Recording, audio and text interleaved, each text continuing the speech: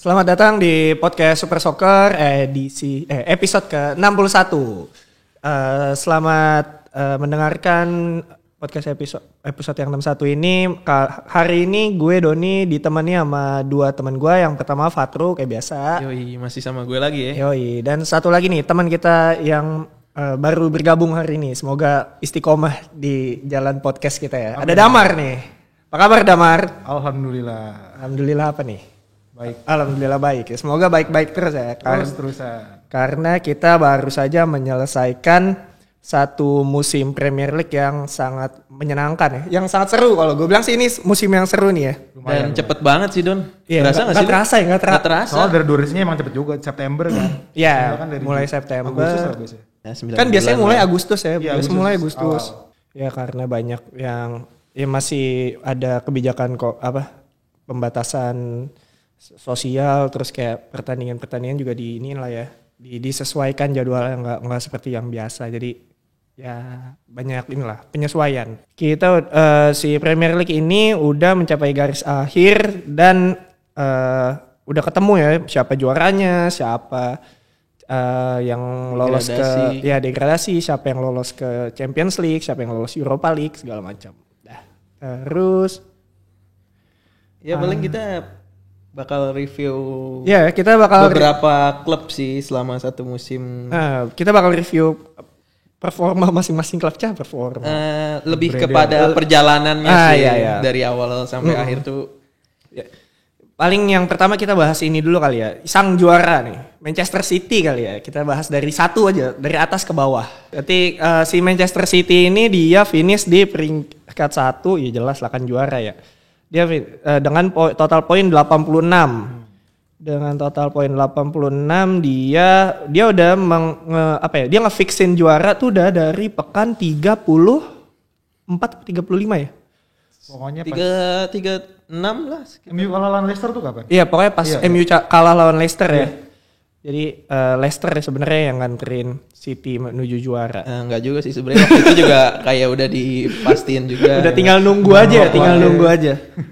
Ya jadi ini trofi ketiga dalam 4 musim terakhir City. Iya, pokoknya City semenjak dikuasai sama grup sejak Guardiola dong. Ya, sejak Guardiola. Iya. Dan ya semenjak pokoknya dia melanjutkan kejayaan dia setelah dia diakuisisi sama grup Qatar itu enggak sih? Surprise enggak lu City juara? Enggak sih, jago banget loh.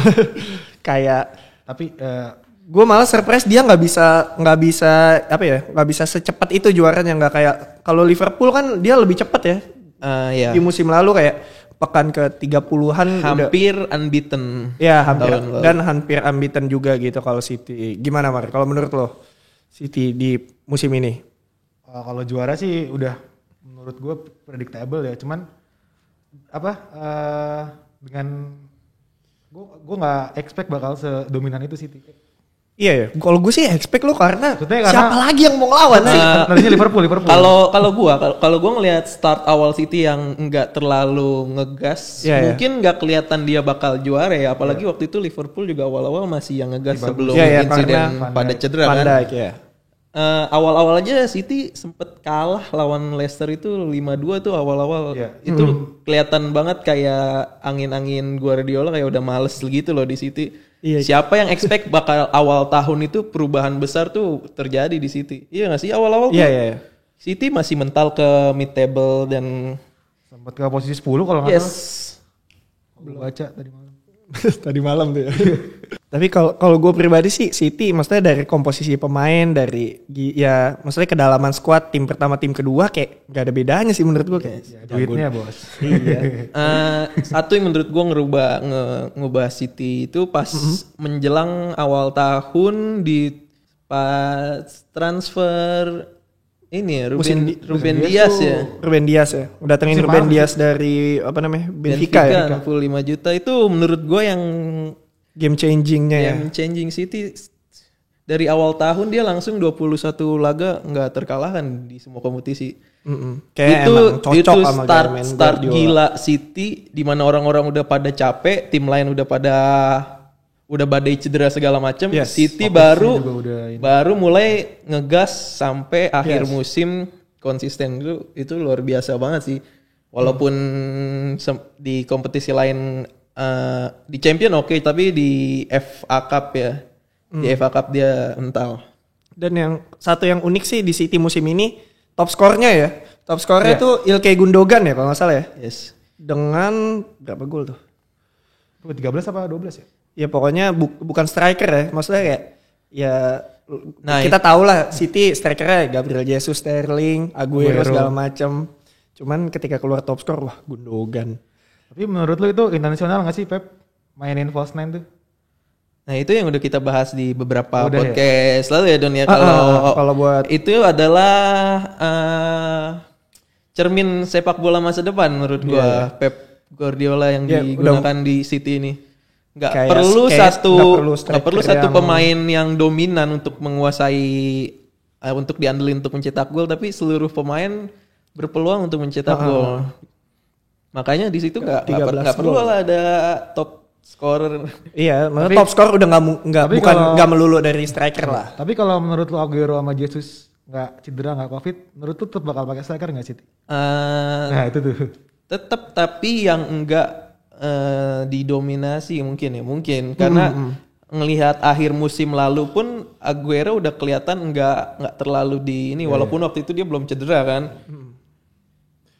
Tapi bukan berarti City setelah perginya Aguero nggak butuh striker menurut gua. Tetap perlu striker berkelas nanti di musim panas nanti. Pep sih ngomongnya enggak, cuman menurut gue sih dan menurut gue Pep ngomong enggak juga dia tetap bisa juara tanpa striker. Menurut gue kayaknya dari direksi kayaknya punya pandangan lain deh. Pastilah. Soalnya Aguero kan nggak cuma performa tapi juga ikon kan dia. Kan? Apalagi kehilangan satu ikon pasti butuh satu pokoknya yang ngegantiin tempat dia lah. Iya. Tapi ntar aja nih ya bahas transfer ntar aja lah ya. Wah iya nanti masih banyak waktu lah. Iya. Ini kita masih banyak klub nih masih ada 19 klub lain yang harus kita bahas. Semuanya banget. Yang enggak sih. Abis dari sang juara City kita ke rivals kotanya yang jadi runner up di Premier League musim ini yaitu Manchester United. Manchester United ini musim lalu finish di peringkat 3 ya. Dan di musim ini dia berhasil finish di peringkat 2. Progres, kalau menurut gue sih progres. Karena ya kita tahulah MU di beberapa musim ke belakang khususnya 5 sampai 10 tahun terakhir ya. Kurang yang enggak seperti MU yang dulu yang para fans MU itu banggakan lah, gue ngerti. Cuman ya MU udah mulai menunjukkan taringnya lah. Mungkin musim depan atau 2-3 musim lagi bakal jadi kekuatan. Yes. Gimana? Kalau Fatur gimana? Gue ngeliat start MU awal tuh mirip sama City ya, mirip. Kalau cover juga lah. Awal-awal dia agak males-malesan gitu MU.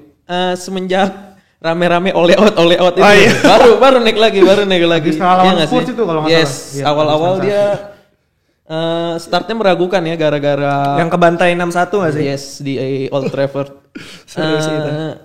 Untung Ole nggak langsung dipecat saat itu ya.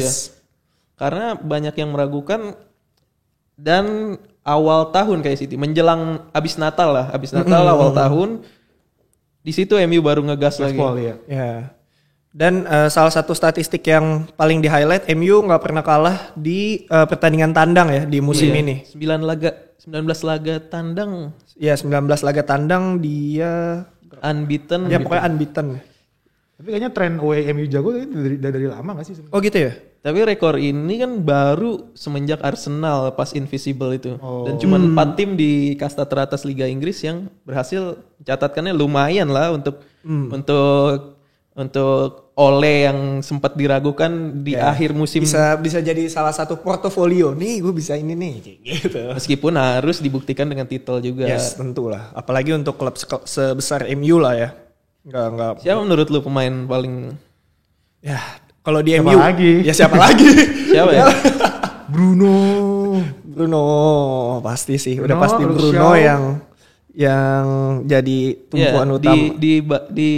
Di selain Ole yang emang cukup bagus meraciknya, ada pemain-pemain inti tuh yang emang cukup konsisten ya mencetak gol kayak Bruno Fernandes. Ada Bruno Fernandes, ada dibantu dengan si old class-nya Cavani yang kedatangan Cavani juga sangat membantu. Iya benar-benar. Awalnya Cavani datang kan sebagai pelapis Martial nggak sih? Iya, pelapis Martial. Martial musim kemarin 20 gol nggak sih?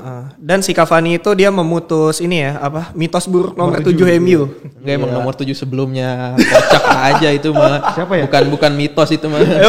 Sanchez, oh iya deh. Sanchez Di Maria. Si pemain piano. Piano man. Iya, aduh, udah. Pokoknya yang menarik lah kalau ngebahas MU. Dan kalau satu lagi ada juga statistik yang menarik dari MU tuh dari salah satu pemain depannya itu Mason Greenwood ya. Dia jadi teenager high scoring teenager, berarti anak muda yang mencetak gol banyak untuk Manchester United dalam sejarah Premier League dengan 16 gol. Itu kategorinya apa ya? U21 ya? Kayaknya sih teenager U21 sih. Iya. Iya, Greenwood salah satu yang pecah juga sih. Bisa jadi masa depan MU. Yes. Dia dan Phil Foden-nya City tuh bakal jadi saingan yang mantep sih. Iya, Inggris. Menarik banget untuk Messi. Namanya skandal dia yang di Inggris, timnas Inggris. Itu mah skandal bawa cewek ke kamar doang. Siapa sih yang enggak anjir? Anak muda. Berkolaborasi enggak cuma di lapangan, di luar lapangan juga. Berkolaborasi. Dia pasti kayak main Tinder gitu tuh di camp latihan. Iya, yang namanya lahiran 2000. Bosen nih. Kalau enggak udah kenapa Tinder. Ya, itulah tadi MU ya di peringkat kedua. Di peringkat ketiga ada Liverpool yang kita tahu dia di awal musim bagus, kehilangan Van Dijk, dia langsung terlempar dari 4 besar, terus terombang-ambing lah tuh, kehilangan banyak pemain yang paling di highlight ya. Kalau ngelihat hasil musim lalu jelas ini downgrade banget ya, jumlah kalau dibandingkan jelas. Itu udah obvious. Tapi setelah melihat situasi yang serba terbatas, ya applause lah buat Jurgen. Wah iya, gue setuju. Yeah. Gue applause banget buat Jurgen Klopp.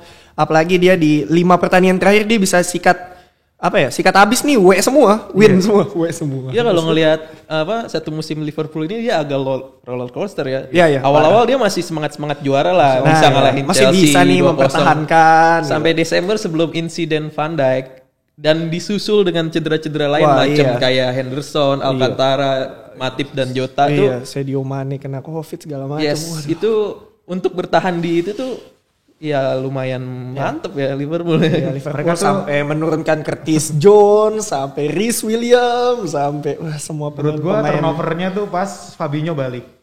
Kalau Klopp bilang kan dia kan mainnya high pressing. Iya. Nah, Fabinho tuh penting untuk neken lawan sedini mungkin. Nah, pas Fabinho nggak ada, yang jaga tuh Henderson nggak seagresif itu. Jadi lawan tuh lebih gampang masuk ke pertahanan. Lo fans Liverpool ya, Mar? Enggak, bukan. Oh, bukan. Oke. Enggak. Iya. Tapi gue setuju banget. Tapi gimana ya? Untuk dibilang bagus tapi pencapaian bisa lolos Liga Champions itu udah yang terbaik untuk Liverpool. Udah yang terbaik. Dia kebalikannya dari City. Awal tahun City ngegas, dia yang mental. Dia sampai bikin bukan rekor sih, catatan buruk. Dia kalah di 6 laga beruntun di Anfield. Itu pertama dalam sejarah klub Liverpool. Salah satunya kalah sama Everton di Anfield itu. Wah iya sih. Udah lama banget Liverpool. Merseyside derby. Yes, itu sih. Dan jangan lupa si ini ibunya klub abis meninggal kan. Wah iya. Salah satu pukulan berat juga tuh. Pokoknya ya bukan musim yang mudah lah untuk Liverpool. Apalagi dia kemarin habis juara. Dan dia untungnya bisa mengakhiri musim 2020-2021 ini dengan ya cara terbaik yang bisa Liverpool lakuin sih kalau gue bilang. Masih bisa lolos Champions League, masih bisa menang di 5 pertandingan terakhir, itu udah wow sih. Dan paling krusial menang yang Alisson gol itu. Wah, best moment itu bikin kita semua terkaget-kaget. Enggak cuma teknis tapi mental juga ngangkat itu kan. Wah iya sih. Siapa yang enggak? Dan untuk ini sih Liga Champions duit sih ngaruh banget buat Liverpool. Apalagi mereka sekarang kondisi finansialnya nggak sebagus Chelsea, nggak sebagus City sama MU kan. Iya. Kalau dibanding klub-klub saingannya. Ya. Jadi lumayan banget ini lah masuk. Yes, setuju. Ya itu Liverpool yang finish di peringkat 3 itu ya. Dan kita ke tim terakhir yang lolos di zona Champions League ada Chelsea nih. Chelsea dengan 67 poin. Tim yang digadang-gadang bakal jadi juara dengan berbagai macam pembeliannya yang bikin kaget. 220 juta ya? Wah gila, udah ratusan juta lah. Tapi awal-awal Lampard tuh udah kayak main FIFA karir men. Ngecit ya, kayak ngecit ya. Iya, duitnya banyak. Sudah kayak main FIFA, gampang banget ngebit dapat. Startnya Chelsea sebenarnya nggak yang buruk-buruk banget sih, tapi dengan ekspektasi manajemen dengan harga transfer itu pengennya pasti ya title contender lah. Iyalah. Gak cuman sekadar lolos Liga Champions. Walaupun menurut gue pembelian pemainnya agak-agak gimana ya pas nggak cocok aja awalnya. Sebenarnya yang dipengenin Lampard itu cuma Chilwell sama Werner nggak sih? Enggak, Werner malah nggak masuk. Werner, Havertz tuh nggak masuk list apa yang Lampard pengen, cuma Chilwell doang. Gue tahu Havertz soalnya yang Marina kan pengen banget kan Havertz kan. Pokoknya board itulah pembelian. Pokoknya ya pengen inilah karena Havertz kan itu lagi gila-gilanya tuh di Leverkusen. Dan tadinya kan dia udah hampir Madrid kan, cuman karena Covid udah gak ada saingan dirinya kan. Nah iya, cuman kan Chelsea nggak pernah belajar. Dia tuh kalau datengin pemain Jerman suka unik-unik gitu. Siapa aja Jerman ya? Marco Marin. Ini Robert Hood. Sekelas Michael Ballack aja, maksudnya jadi nggak terlalu wah lah. Kalau dulu kan ya gitulah, maksudnya belajar apa? Gue sih sebagai pemerhati Chelsea khususnya, ini nggak ada yang nggak Jerman apa ya? Kan banyak pilihan gitu. Tapi Chelsea awal tahun keputusan yang sangat tepat memecat Lampard menggantikannya dengan Thomas Tuchel. Awalnya kan kayak wah gila kasih kesempatan dong. Iya. Emang iya sih kayak musim kemarin kan dia bisa pakai pemain akademi mayoritas. Iya. Dia bisa bawa Chelsea ke peringkat 3 ya, peringkat 4. Ya peringkat pokoknya masih lolos Liga Champions lah. Dan masih ke final Piala FA kan, jadi kayak Lampard punya potensi. Tapi pas ditinggal Lampard tuh Chelsea lagi peringkat 8 sih. 8. Ya pokoknya udah jauh lah dari zona Eropa. Tapi setelah lihat performa Chelsea di bawah Tuchel ya, langsung kayak oh bener nih berarti bener. Tadinya bener banget. Tega bener nih Chelsea. Pas lihat itu kayak oh gak apa-apa deh. Ya, cuman ya itu keputusan yang tepat. Orang setelah si Thomas Tuchel masuk dia langsung berhasil clean sheet di 5 pertandingan kandangnya di mana berarti di Stamford Bridge. Nah itu kan berarti bertolak belakang banget sama pas zaman Lampard kan, dimana untuk clean sheet itu susah. Iya. Gue di FM sampai nggak pernah masang main belakang Chelsea man. Saking nggak percayanya. Wah ini jangan dah. Iya. Menurut lo apa yang bikin beda sih Chelsea di bawah Lampard sama Tuchel tuh?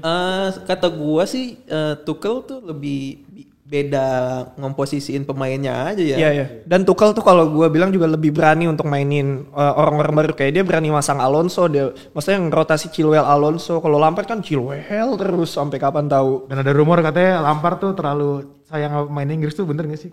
Nah, ya itu mungkin karena Inggris connection aja sih kalau gue bilang. Ya, gue kalau ada pemain Indonesia yang latih Chelsea gue mainin. Iya, sumpah gue juga. Enggak. Maksudnya tahu diri juga sih. Tapi yang paling kelihatan jelas mau di era Lampard maupun Tuchel menurut gue adalah Mason Mount. Wah, iya sih. Jelas. Dia bukan pemain yang digadang-gadang bakal naik kayak Havertz atau Timo Werner, tapi dia bisa ngebuktiin kelasnya sampai akhirnya dipanggil ke Inggris kan. Menurut gue Mount tuh ibarat kayak anime tuh, dia kayak Naruto dibanding temennya kayak Sasuke. Sasuke tuh Havertz ibaratnya. Terus Neji siapa ya? Neji tuh kayak siapa lagi? Rhys James. Yang naik tuh justru Mason Mount gitu loh. Dia orangnya tuh menurut gue main ini bagus. Dia punya, kalau menurut gue, maksudnya dia punya semangat yang wah dia pengen berjuang banget lah. Maksudnya dia bisa dari posisi manapun, dia di gelandang ayo, di sayap ayo, waduh kayak gila kayak mainin saya di mana aja coach gitu. Persis Naruto, nggak di awal kayak nggak apaan nih gara-gara Lampard doang nih gitu kan, anaknya Lampard ya kan. Anaknya Lampard ya. Saingan nama Havertz sama anaknya Lampard. Saingan nama Havertz sama Ziyech, wah nggak bakal lolos nih. Ternyata tetap sampai semifinal Champions pun tetap main kunci tuh Mason Mount. Sama paling kalau pas di Tuchel Havertz lumayan naik. Oh iya. Karena mainnya nggak sedirect Lampard kan. Jadi position based dia Havertz tuh pemain yang teknis menurut gue.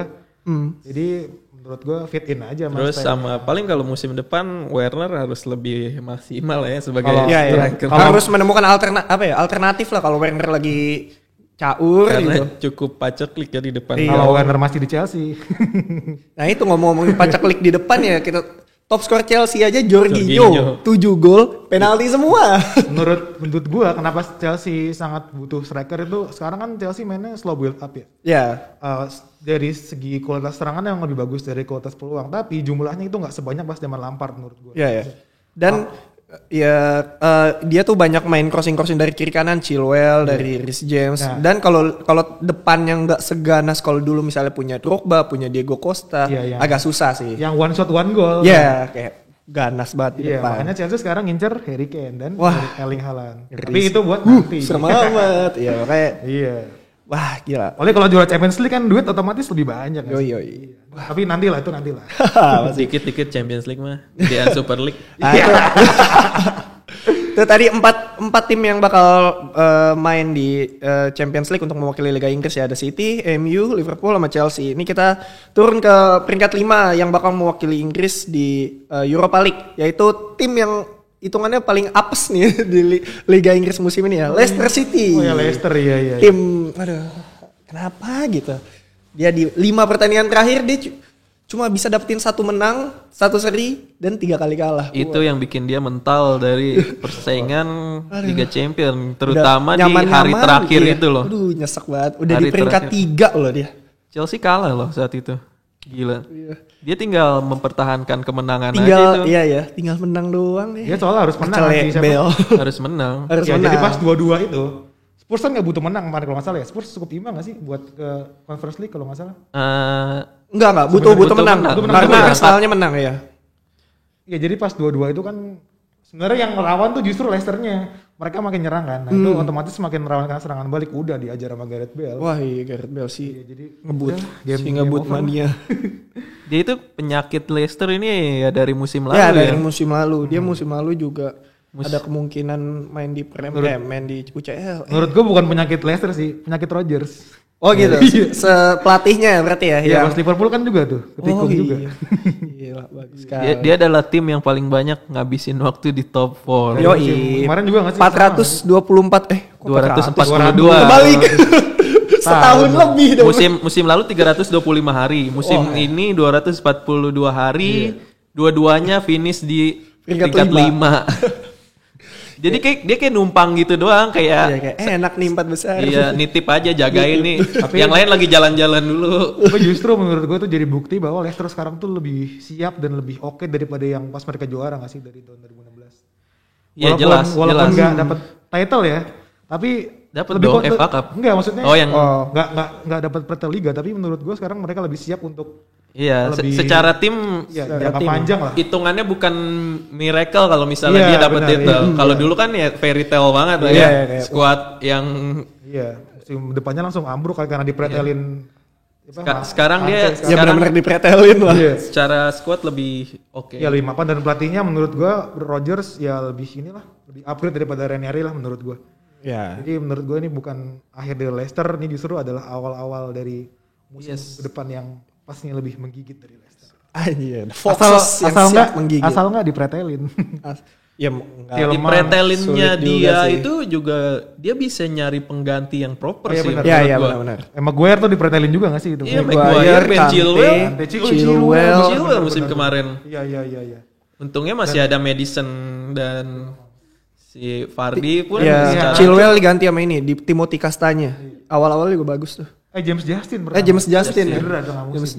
ya. Ada si Soyuncu juga. Walaupun Soyuncu juga lumayan. Kayak Undertaker gede banget dia. Mirip ini dia yang main Joker tau gak lo? Serius? Iya. Ya, abis Leicester ada ini ya, peringkat 6 tim asuhan David Moyes, West Ham United. Yang yang di akhir musim tuh langsung ngegas ya semenjak kedatangan Lord Jesse Lingard.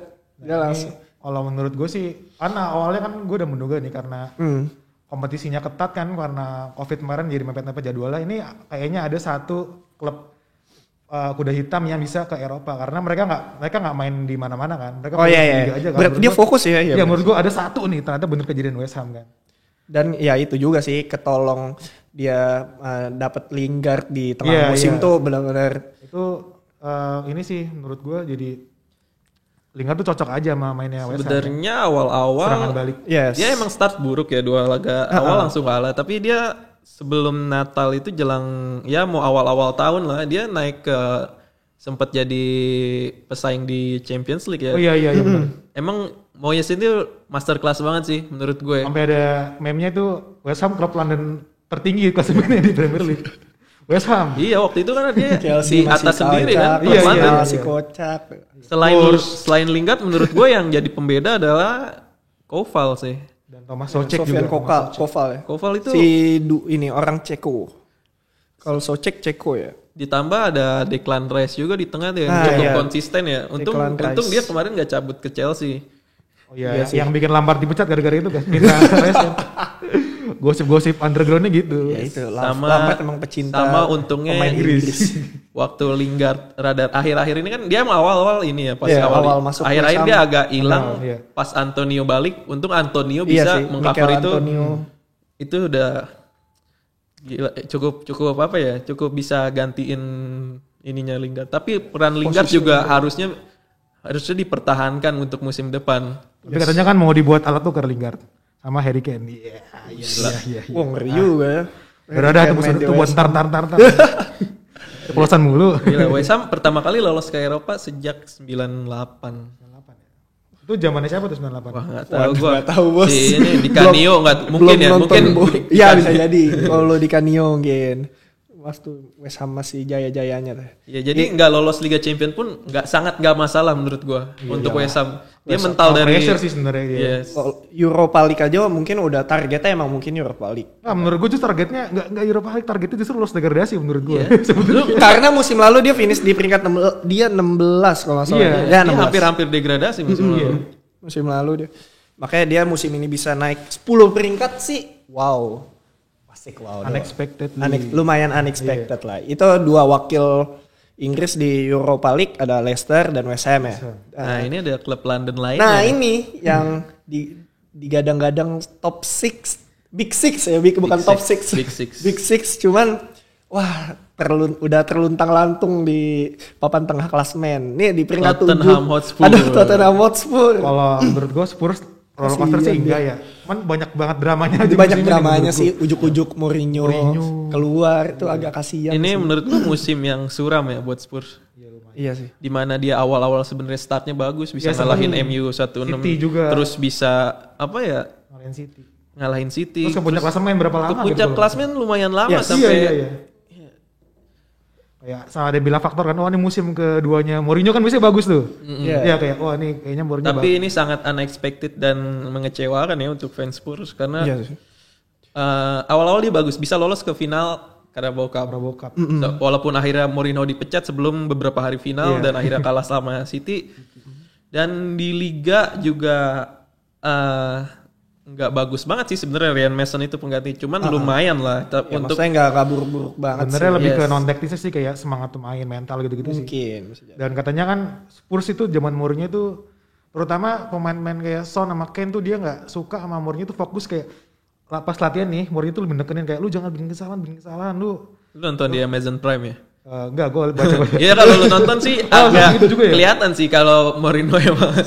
Iya jadi mereka tuh fokus ke tim lama justru kayak ntar mereka tuh nyerang dari sini, lu harus antisipasi ini ya, bukan kayak dari kitanya kayak lu ntar begini enggak, jadi kayak lu lihat tuh si pemainnya nih misalnya mana dia bisa nyerang dari sini, ntar lu begini ya, mereka lebih banyak reaktif, nah pemain tuh suka di situ. Dan sebenarnya juga badai cedera nggak parah-parah banget ya di Spurs ini, paling Harry Kane kemarin cuma beberapa minggu sih, cuma beberapa minggu doang. Dan kalau Spurs menurut gue ya dia terlalu nggak tahu sih, kalau menurut gue pribadi ya ini aja Son, Kane sama Son sama Kane aja. Kane 23 gol sendiri di ini. Dari total 45 gol yang dicetak sama ya kan gol GA tuh mencetak gol ya? Iya. Enggak GF. GA tuh gol against. Berarti dia 68 gol yang Kane cetak 23 gol tuh udah sepertiganya sendiri sama Kane. Ya tentu kayak gue bilang kemarin kalau Harry Kane tuh emang yang ngegendong skuadnya ini banget. Kayak salah di Liverpool lah. Pegel banget itu pundaknya Pak. Dia top skor dan top assist loh. Iya top skor, top assist se-Liga Inggris. Itu catatan yang keren banget untuk Harry Kane dan emang bener dia harus cabut. Job desk-nya double job desk. Kayak karena dia mungkin bisa nyengkerah yang lebih baik lagi mungkin di tim lain. Dan jangan lupa menurut gue satu pemain Spurs yang underrated musim ini Højbjerg. Iya benar. Karena kan emang dia didatengin Mourinho emang apa ya? Dia pemainnya Mourinho lah ya. Iya, Mourinho player kayak siapa ya? Pemain fisikal kayak Mourinho kan senang tuh naruh 2 gelandang fisikal di tengah kan kayak dulu. Kalau MU Matic. Matic. Dulu di Madrid Hedira dan Xabi Alonso. Iya, terus kalau di Chelsea terakhir tuh Kalau di Chelsea terakhir Essien. Terakhir Kante sama terakhir Matic dia. Iya. Dia demen banget sama Matic. Gede, tinggi, dan pinter mana-mana ada. Pinter menurut gue, playmakingnya bagus. Ya, untungnya juga ada sosok Gareth Bale sih yang di hari terakhir menjadi penyelamat. Dia walaupun di awal-awal dia kurang ini ya, maksudnya di awal kedatangannya masih ke bawah hawa suramnya pas dia di Madrid.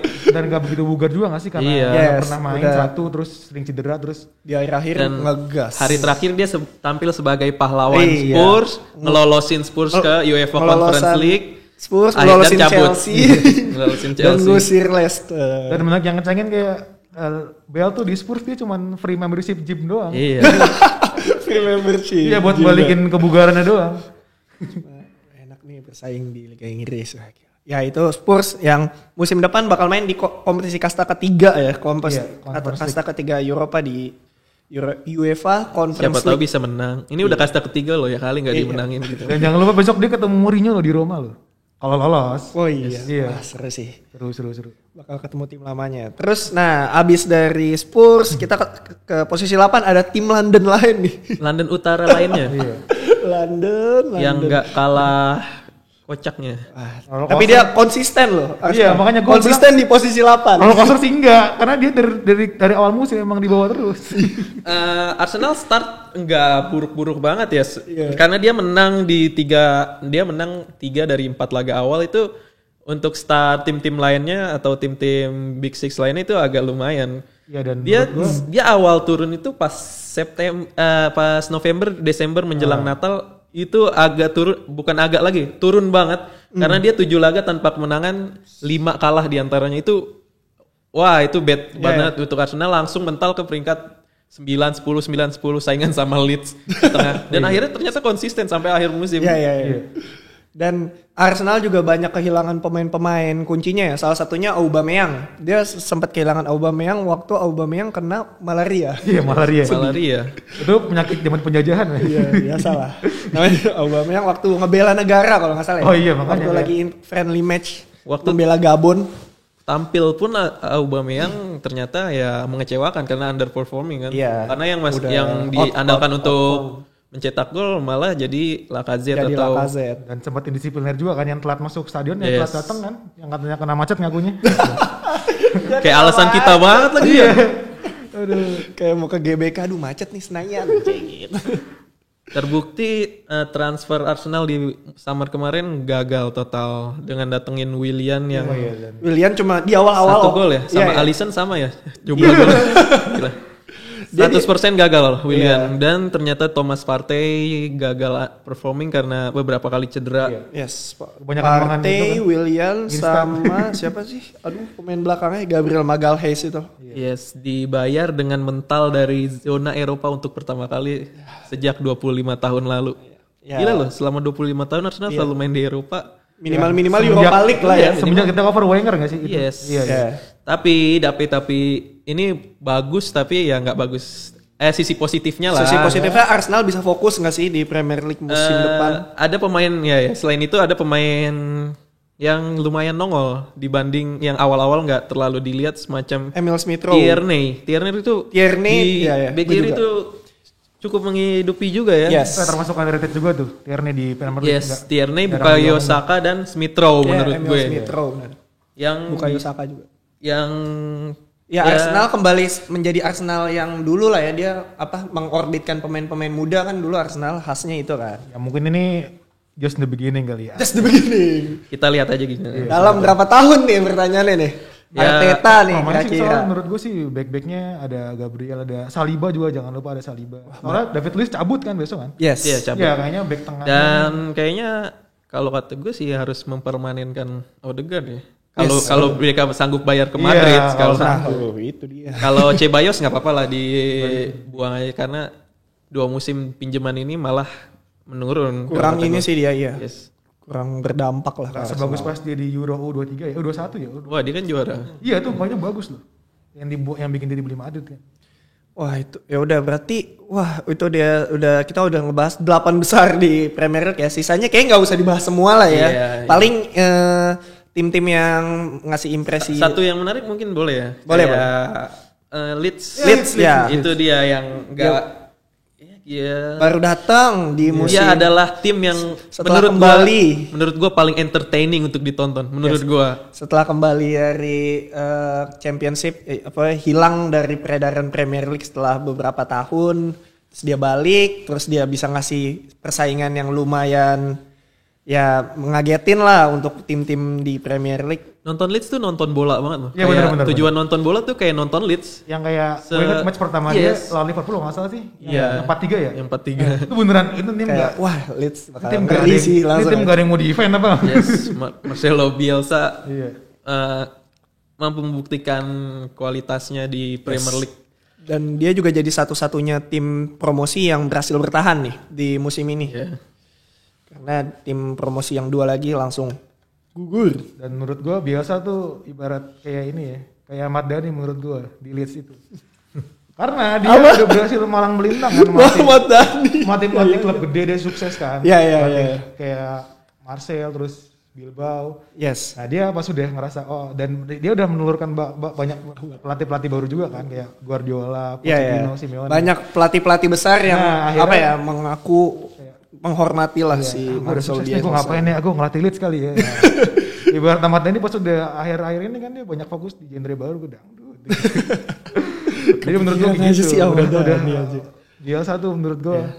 Dan salah satu faktor Leeds United sesukses ini kalau gue bilang ya strikernya lah ya si Patrick Bamford. Dia berhasil cetak 17 gol jadi salah satu contender top score juga di Premier League. Dan dia nggak beruntung aja di menjelang Euro ini banyak striker Inggris yang bagus. Iya, tiba-tiba saingannya ada kayak Calvert-Lewin, Oli Watkins. Ya, sebenarnya gue menarik sih ngelihat Leeds ini kan. Selain peran Patrick Bamford di tengah juga ada sosok-sosok keren macam Raphinha, ada Jack Harrison, ada Calvin Phillips. Yes.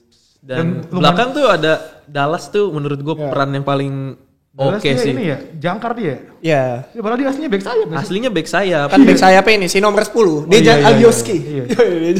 Si nomor 10 tapi back sayap apa?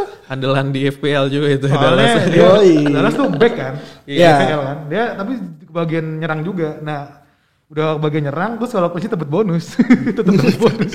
Jadi ini ya win-win solution. Udah murah kan pemain Leeds murah.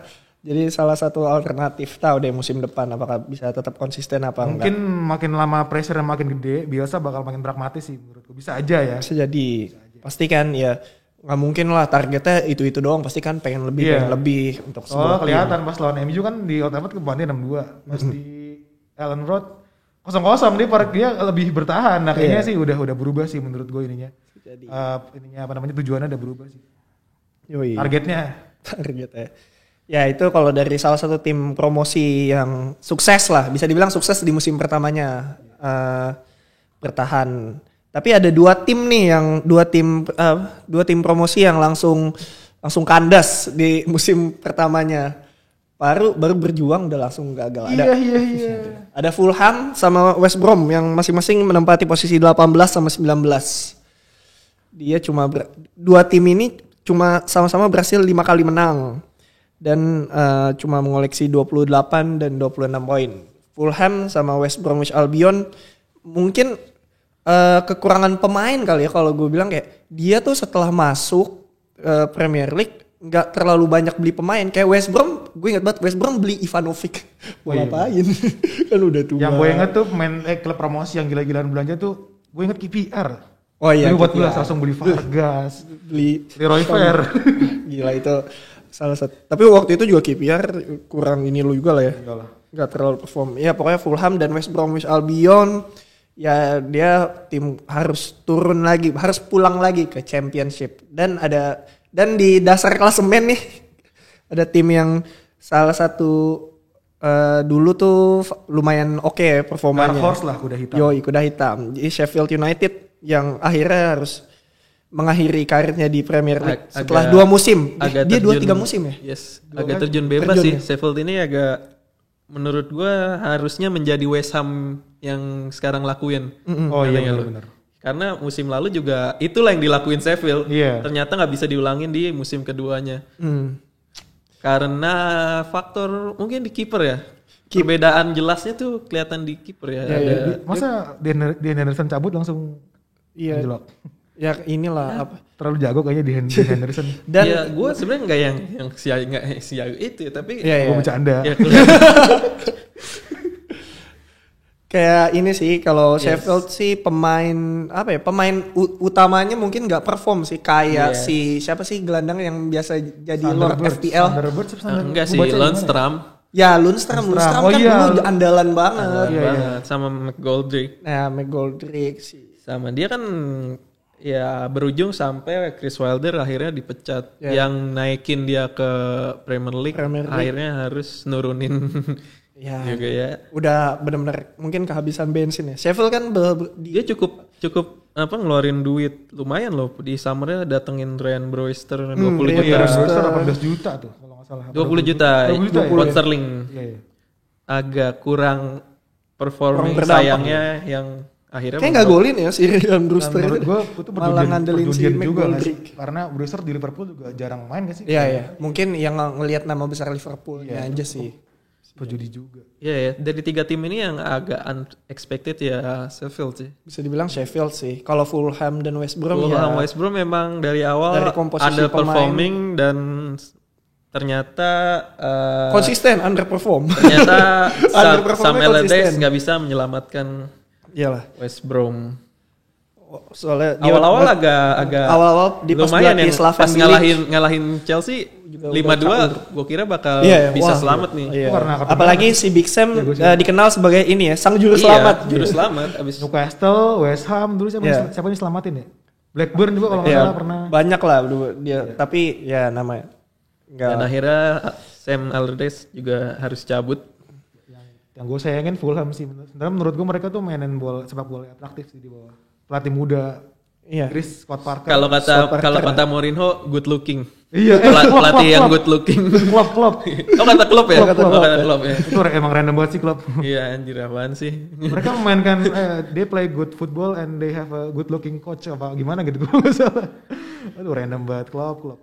Ya pokoknya itulah tadi 3 tim yang bakal turun kasta lah istilahnya. Fulham, West Brom, sama Sheffield. Dan yang bakal hadir di yang musim depan. Yang menggantikan ketiga tim itu adalah Watford, ada Norwich. Dan masih penentuan nih antara Brentford dan Swansea. Yes.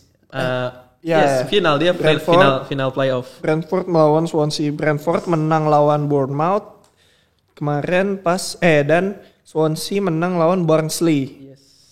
Ya antara pokoknya 2 itu dan antara Sabtu ini tanggal 29 ada finalnya. Yes. Dan yang menarik dari kalau Swansea kita udah tahu lah ya, dia pernah malang melintang di Premier League.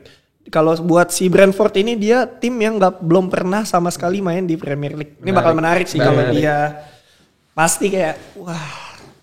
Kalau Swansea mah udah bakal seru banget.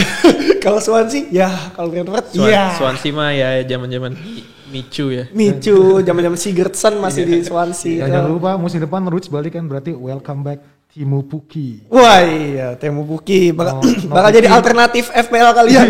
Lini depan FPL. No Pukki no party. Wah, pasti seru banget lah Premier League bakal selalu menarik setiap musim. Sembari kita nungguin Premier League di pertengahan tahun ini 2-3 minggu lagi kita bakal disajikan turnamen yang sempat tertunda di tahun lalu. Turnamen akbar kompetisi sepak bola terakbar di Eropa yaitu Euro 2020 walaupun diadakannya di 2021. Yes, menarik banget untuk ditunggu, masih ada waktu sampai 12 Juni ya. Ya, 12 Juni bakal kick off pertama itu apa ya? Kick off pertama Turki melawan lupa. Dan jangan lupa atur tim fantasi Euro kalian. Oh iya bener juga. Dan buat masih yang subscribe Mola TV untuk menyaksikan semua laga Euro. Turki melawan Italia tuh. Kick off yang, pertamanya jam 2 pagi tanggal 12 Juni. Buat yang kemarin gagal di FPL bisa tuh balas dendam. Waduh, iya. Dan di Euro. Pertandingan seru yang ada di Euro 2020 ini tentunya bisa kalian saksikan juga di Mola TV, baik itu di aplikasi, di Mola Polytron streaming. Pokoknya gampang lah, kalau di aplikasi tinggal download, berlangganan cuma 25.000. Kalau untuk yang paket Euro ini 25.000 lo udah bisa dapetin sampai dari pertandingan pertama sampai final. Bener pokoknya banget. Lengkap ditayangin. Yoi, mau lihat kalau kelewatan lihat highlight. Kapan aja bisa di. Betul. Pokoknya seru banget deh. Atau mungkin yang masih mau lihat-lihat, misalnya ada fans Inggris mau ngelihat kira-kira nanti penampilan Mason Mount kayak gimana ya? Bisa ngelihat pertandingan sebelumnya, misalnya pertandingan di Chelsea secara highlight ataupun pertandingan fullnya di musim 2020-2021 kemarin. Itu bisa dilihat juga di aplikasi Mola TV ataupun di lewat web ataupun lewat Polytron streaming MPS. Yang buat bantu Southgate juga milih bek kanan tuh lagi pusing dia. Milih bek kanan. Reece Mention James. Orang non bisa tuh. Tapi Inggris belum ngeluarin squadnya. Belum. Wah, itu yang patut itu. Nanti kita bakal ada bahasan Euro. Bahasan Euro, ditunggu aja. Jagoan tuh biasa belakangan jagoan. Juara Inggris juara. Juga. Gue juga sih kayak Inggris. Prancis lagi gue. Karena Benzema. Ya udah, pokoknya segitu dulu episode 61 kali ini kita ngebahas round up dari Premier League musim ini. Semoga Premier League musim depan bisa jauh lebih menghibur dari musim ini, dan sampai bertemu lagi di episode selanjutnya yang kita pasti bakal ngebahas event sepak bola yang lebih seru lagi, yaitu Euro 2020. Ya, gue Doni cabut, gue Fatru cabut, gue udah mau mengucapkan see you guys. Yoi, thank you semua.